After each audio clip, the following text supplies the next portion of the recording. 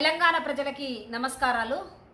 Teenmar Mallanna Q News office మీద పోలీసుల అక్రమ దాడులను ఎక్స్ఎమ్మెల్యే బొడిగె శోభక్క గాలన్నగా తీవ్రంగా ఖండిస్తున్నాం. ఈ దాడులను ప్రజలు, ప్రజాస్వామికవాదులు కూడా ఖండించాలి. మీడియా అనేది ప్రజాస్వామ్యంలో ఫోర్త్ పిల్లరు, తప్పకుండా మన కాపాడుకునే బాధ్యతలో ఉండాలని కూడా బొడిగె శోభక్క గాలన్నగా నేను విజ్ఞప్తి చేస్తున్నా. ఈ కల్వకుంట్ల కుటుంబం అవినీతి అక్రమాలు తీన్మార్ మల్లన్న దగ్గర భద్రంగా ఉన్నాయి.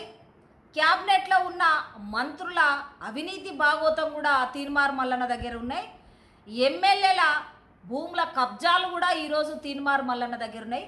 తెలంగాణ ప్రజలకు చూపిస్తున్న క్రమంలో ఇవాళ ఈ రాష్ట్ర ముఖ్యమంత్రి గారు పోలీసు బలగాలను క్యూన్యూస్ ఆఫీసు మీదకి పంపించి మరి ఆ ఎవిడెన్స్ను కింది మీద చేసే ప్రయత్నమే ఇవాళ దాడులు. కాబట్టి కేసీఆర్ రాష్ట్ర ముఖ్యమంత్రి గారు ప్రజాస్వామ్యాన్ని కూనీ చేయకు.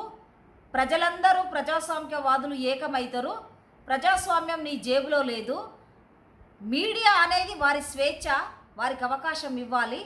కాబట్టి మీ భాగోతాలు బయట పెడుతుండ్రని అక్రమ దాడులు చేయించడం కరెక్ట్ కాదు.